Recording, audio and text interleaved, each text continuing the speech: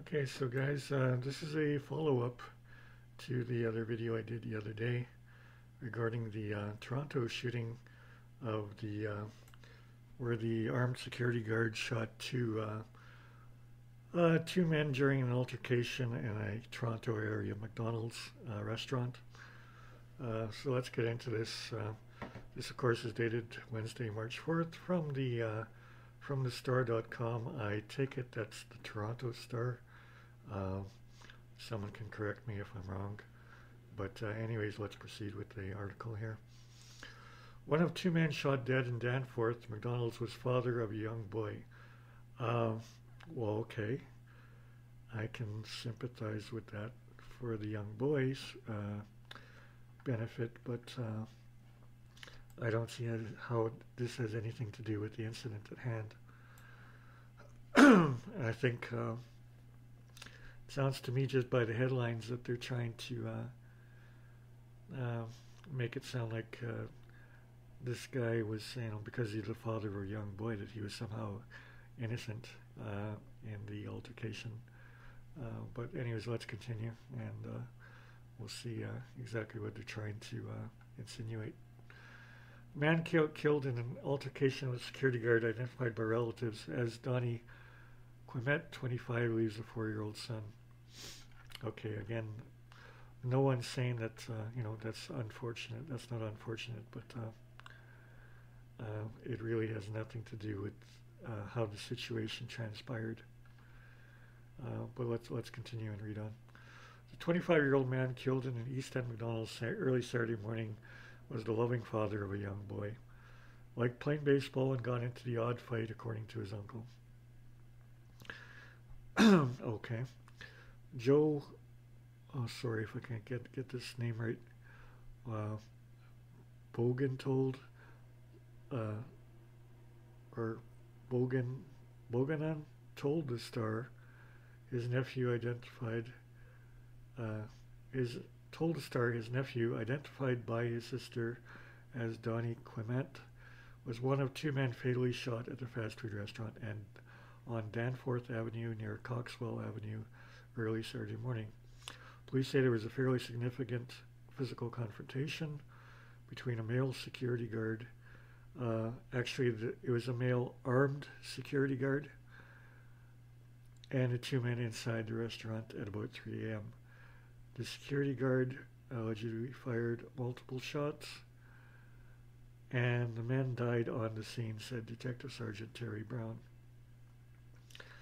I miss him. Terrible thing. Board. Sorry, it's a French name, obviously. I can't pronounce it. You guys can see it. You guys can read it, so there you go. I'm not going to try and waste 5 minutes stuttering over it. Said in a phone interview after learning of his nephew's death. Here we go again. Bourdon. Okay, I'm going to say Bourdon. Okay. Said Clement had a 4-year-old son nicknamed Donnie Jr., whom he loved. The boy currently lives with Clement's ex-girlfriend, he said. On Saturday afternoon, two police cruisers sat parked at the two entrances to the McDonald's. Yellow police tape surround the property, and brown paper was plastered all over the glass entrance doors. The case is very unusual, very complex, and very complicated, Detective Sergeant Terry Brown told reporters at a news conference Saturday morning. Well, maybe. It sounded like a case of self-defense so far from what I've heard, but let's continue. Officers are reviewing security camera footage as they investigate what led up to the shooting. Police did not release the identities of the victims, who include a 40-year-old man and Clement, according to his family. Donnie Clement, who grew up in Toronto's East End, had lost his own father to cancer 6 years ago, his sister said.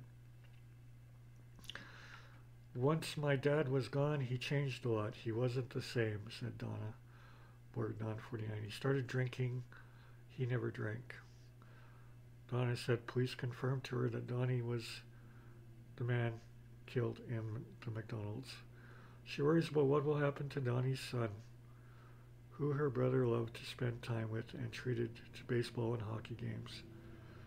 That little boy loved his daddy to death. That's what hurts me the most, she said, choking back tears. Donnie was a good daddy.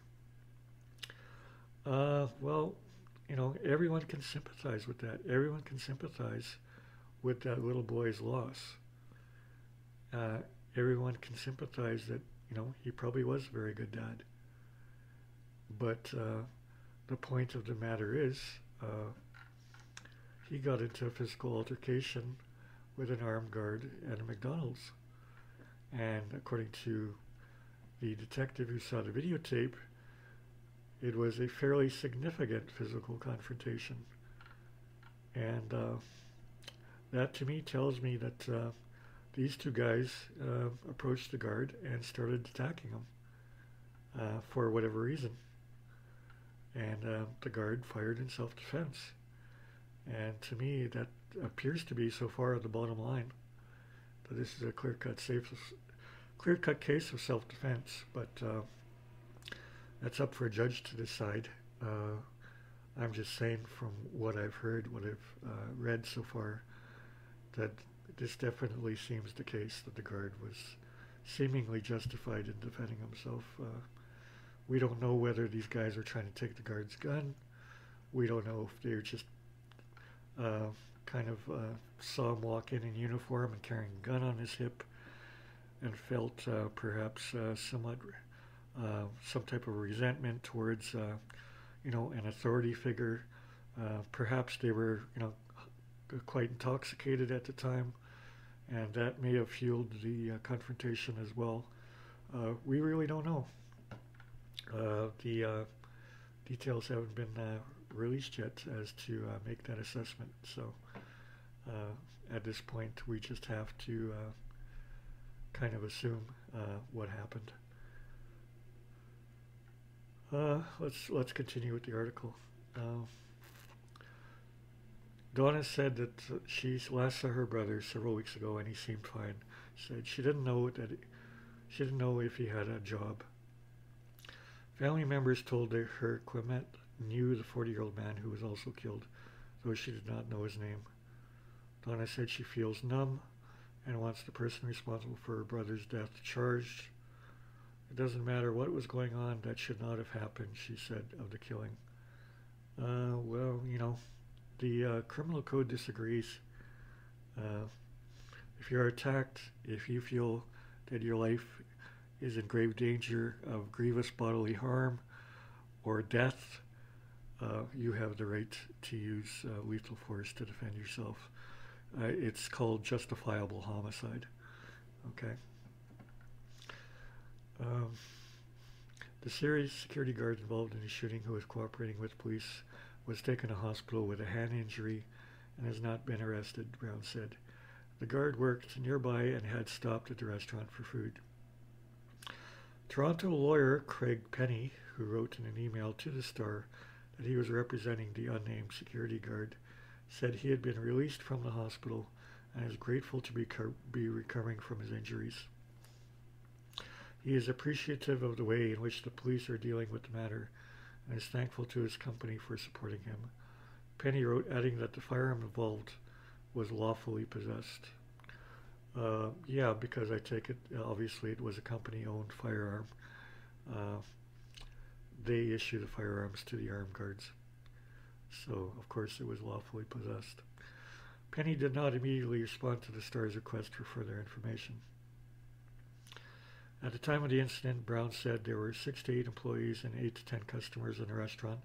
The altercation occurred at the customer lineup area, he said. And of course, they're asking anyone with information regarding the incident to contact the Homicide Squad at 416-808-7400 or Crime Stoppers anonymously at 416-222-8477. The double fatality was part of a violent day in Toronto. And there was another incident regarding a stabbing, I guess. Oh, wait a minute. Sorry, it wasn't a stabbing. Let's read this. The other incident, 3 people were stabbed stabbed in 2 incidents early Saturday, one at Tris nightclub on Peters Street downtown, where paramedics were called to lend two men serious injuries at 2:22 a.m., with another with minor cuts to his face. In the area of Lawrence Avenue East and Port Union Road at 2:48 a.m.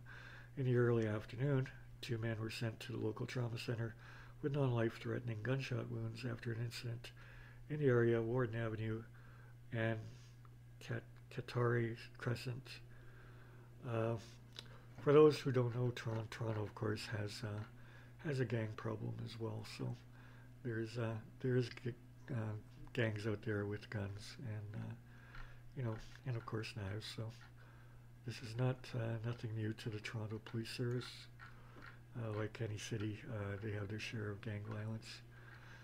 But anyways, like I say, it's unfortunate for the boys, for the young boy whose father was killed in this incident. But you can't base criminal judgments and assessments of situations based on emotional rhetoric, because that's not how court cases are tried. If indeed this was a case of self-defense, it should be tried as such and found as such. But as I say, we don't know the exact details. We just know these two guys approached the guard and a violent confrontation occurred, and the guard seemingly fired in self-defense to defend himself out of fear of his life. So there you have it. At least I believe that's the way, if I was the defense lawyer, that's the way I'd be arguing this case. And we'll see what happens. Okay, thanks for watching. Bye-bye.